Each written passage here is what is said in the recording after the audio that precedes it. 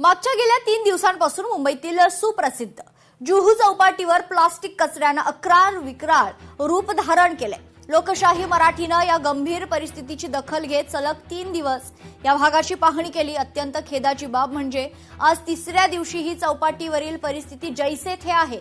विस्तीर्ण पसरलेला प्लास्टिकचा ढीग आणि महानगरपालिकेचं अक्षम्य दुर्लक्ष यामुळे पर्यटकांमध्ये तीव्र संताप व्यक्त होतोय। याचा आढावा घेतलाय लोकशाही मराठीच्या प्रतिनिधी मीनाक्षी म्हात्रे यांनी।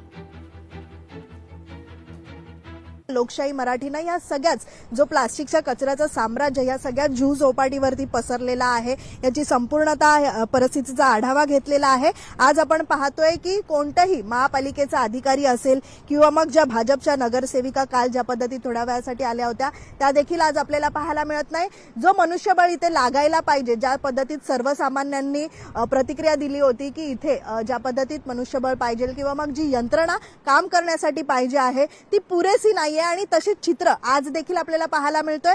ज्या पद्धतीत 2 शिफ्टमध्ये 75-75 अशी मॅन पॉवर आहे अशा पद्धतीची प्रतिक्रिया जी आहे पालिकेच्या के वेस्टच्या ज्या अधिकारी आहेत स्वाती कुडाळे यांनी स्वतः ही माहिती दिली होती, पण मात्र तशी परिस्थिती आजही आपल्याला पाहायला मिळत नाहीये। दूरवर जर आपण पाहिलं तर 7 ते 8 किलोमीटरचा हा संपूर्ण कचऱ्याचं साम्राज्य जे आहे ते जुहू बीच चौपाटीवरती हा पसरलेला पाहायला मिळतोय। त्यामुळे मुंबईतूनच नाही तर राज्यभरातून नाही तर देश विदेशातून पर्यटक जे आहेत ते या सगळ्याच मुंबईतल्या समुद्रकिनारी फिरण्यासाठी येत असतात, पण मात्र सध्या आपण जर पाहिलं तर मुंबईच्या समुद्रकिनाऱ्याची काय अवस्था झालेली आहे हे प्रत्यक्षात याचा आढावा लोकशाही मराठी म्हणून आम्ही घेत आहोत। मात्र काल परवामध्ये जी परिस्थिती होती तशीच परिस्थिती जी आहे ती आज देखील आम्हाला पाहायला मिळते। त्यामुळे पालिका प्रशासन या सगळ्याची कधी दखल घेणार, कधी या सगळ्यावरती कारवाई होणार याकडे आमची करडी नजर असणार आहे। व्हिडिओ जर्नलिस्ट अनिकेत गज्जासह मीनाक्षी म्हात्रे, लोकशाही मराठी, मुंबई।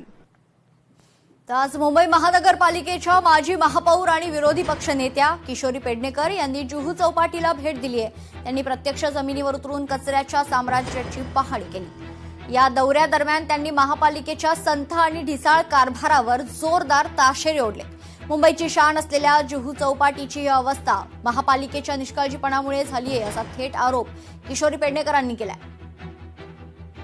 किशोरी पेडणेकर आज स्वतः या ठिकाणी पोहोचलेल्या आहेत। ताई, इथे आल्यानंतर काय नेमकी परिस्थिती तुम्हाला पाहायला मिळते? लोकशाही मराठी म्हणून आम्ही 3 दिवसापासून याचा आढावा घेतोय, जैशी ती तशीच परिस्थिती आजही आम्हाला पाहायला मिळते। मला आश्चर्य वाटतंय या प्रशासनाला किती पाठीशी घालायचं। ढीगच्या ढीग कचऱ्याचे आपल्याला दिसत आहेत आणि नुसते ढीग नाहीत तर 4-4, 5-5 फुटाचे आता ढीग दिसत आहेत।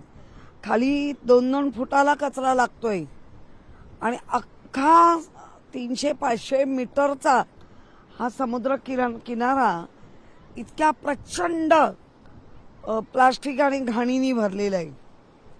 म्हणजे इथल्या लोकांनी काय बघायचं? महानगरपालिकेला, ज्या महानगरपालिका आहे त्या महानगरपालिकेला बीच साफ करायचे मोठे कॉन्ट्रॅक्ट मिळतात, दिले जात आहेत, तर एवढा असूनही हे सगळं बघायचं? कधी काळी निळा समुद्र बघत होतो तो आता काळा समुद्र झाला। याच्यावरनच कळतं की आपण किती मोठ्या प्रदूषणामध्ये आहोत।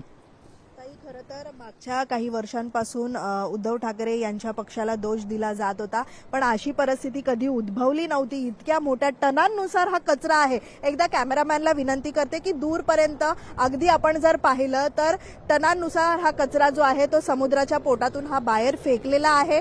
पहिल्यांदाच अशी परिस्थिती जी आहे ती प्रत्येक मुंबईतल्या समुद्रकिनारी ही आपल्याला पाहायला मिळते। त्यांचे वॉर्ड ऑफिसर आजही फोन उचलत नाही। मला वाटतं ही कल्पना आल्यानंतर वॉर्ड ऑफिसर आजही इथे हव्या होत्या, पण त्या अशा लगाम झालेले सरकार झालंय, महापालिका झालीय।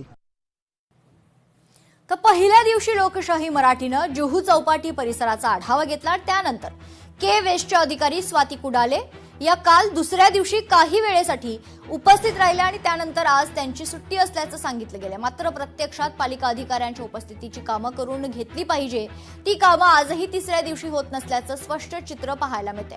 मुंबईतील चौपाटी फिरण्यासाठी देश विदेशातून पर्यटक मोठ्या संख्येने येत असतात, पण आज या चौपाटीची जी अवस्था झाली आहे त्यावरून पर्यटक हे नाराज असल्याचं पाहायला मिळते।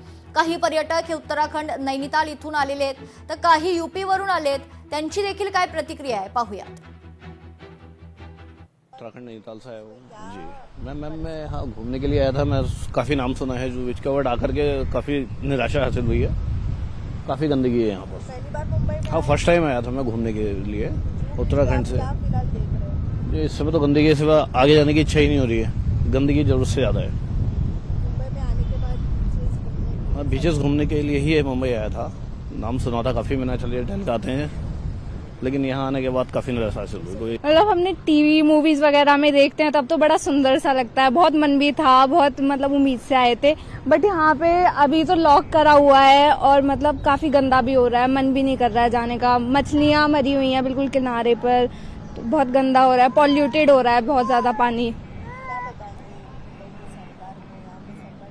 बस यही, हाँ जी, यही है कि थोड़ा सा इस चीजों पे ध्यान रखें, थोड़ा सफाई पॉल्यूशन वगैरह के लिए, कि एटलीस्ट हम लोग आए जो टूरिस्ट हैं तो वो एंजॉय कर पाएं।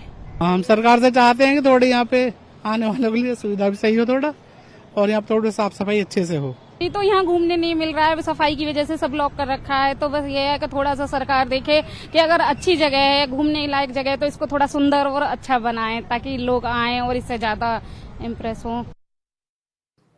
देखील जुहू चौपाटीची तीच अवस्था आहे. कचऱ्याच्या विळख्यात चौपाटी अडकलेली पाहायला मिळते. सध्या प्रशासनाला कसलंच भान नसल्याचं यावरून स्पष्ट होतंय. पण मात्र लोकशाही मराठी जोपर्यंत जुहू चौपाटी पूर्णपणे या कचऱ्यातून मुक्त होत नाही तोपर्यंत या परिस्थितीचा आढावा घेतला जाणार आहे.